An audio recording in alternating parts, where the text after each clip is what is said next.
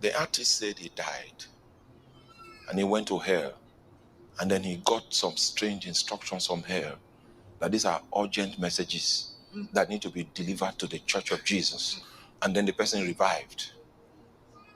So the person began to give us messages from the underworld. And by the time I showed up, the congregation had changed. So, what really happens below the earth? Can you go to hell, come back, and spread a message? Well, Apostle talks about that in this video. And it was like that for 7 years. So I was able to secure a weekend and I came home. When I came home, the congregation I raised had changed. A doctrine had invaded. Hey. An artist had painted something. This artist claimed to have died and he went to hell. No, stay with me, stay with me. Stay. You are not with me. You are not. Wait, I'm still telling you about the gates of Hades. You are not following.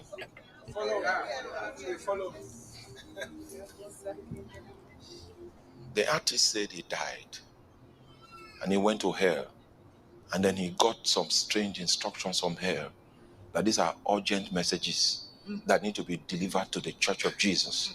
And then the person revived. So the person began to give us messages from the underworld. And by the time I showed up, the congregation had changed. all, all the evidences of bewitchment were visible. Hmm. And in that position, don't look for evil spirits. What's the question? Who came here? So I'm telling you what I've experienced before. So I had to bring my own brush and new paints.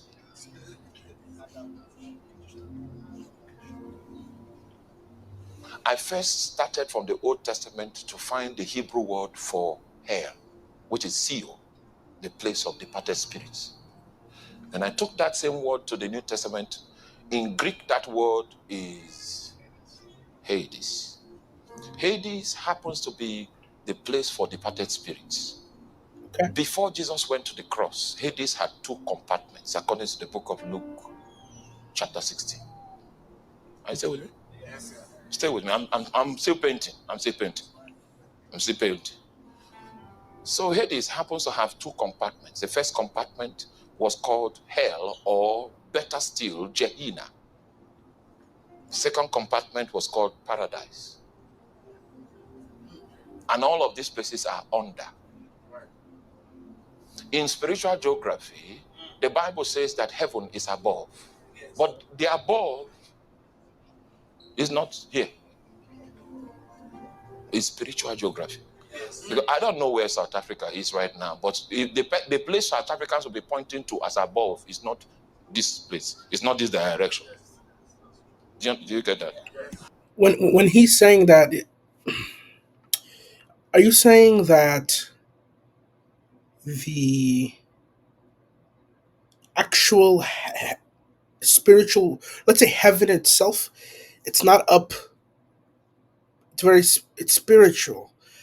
Well, what are you saying? Are you saying it's here, but it's spiritual?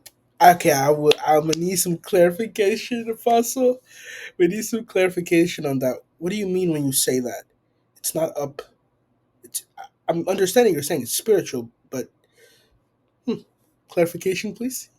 So that means that it is in spiritual geography. Heaven is above and hell is beneath. And when Jesus died, Jesus was telling that guy on the cross that today you will be with me in paradise. And in the book of Romans chapter 10, the Bible says, who will take us? Do not say in thy heart, who will take us to?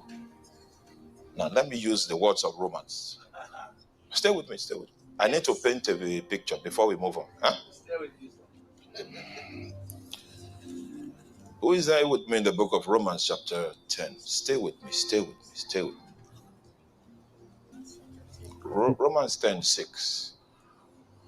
But the righteousness which is of faith speaketh on this wise, say not in thy heart, who shall ascend into heaven, that is to bring Christ down from above, or who shall descend into the deep, that is to bring Christ again from the dead. So the place Jesus went to first was down, was the deep. And that is the chamber called Hades, inclusive of Gehenna and what? And paradise. Did you get it? Okay. No, you didn't get it. Hey. Make sure you are following me. Okay, let me take you on another journey, because I'm not sure you got this one. So in keeping with aiding you to understand, I will still take you further.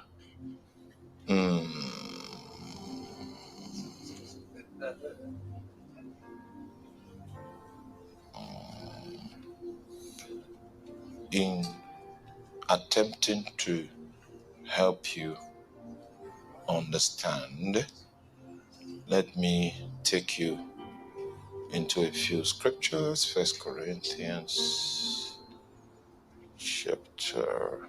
Okay.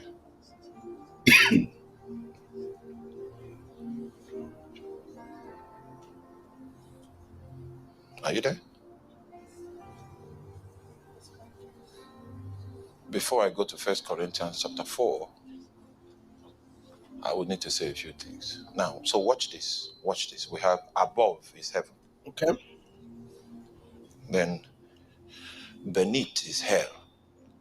Then in the middle is earth. So we are in the middle. How many of you still remember the ladder of Jacob? Yes. That ladder was from the earth to heaven. That is not the only orientation that ladder can sustain. That ladder sustains earth to heaven if we have an altar of a righteous priesthood powering the territory. Because when Jacob left his father's house, running away from his twin brother, he alighted at Bethel. The reason why Bethel chose him, he did not choose Bethel, Bethel chose him. Because his grandfather had opened a website in that place through an altar that was set up many years ago. It was one of the stones of that altar that the man decided to use for pillow. Yeah. He implicated himself with the spirituality of his grandfather.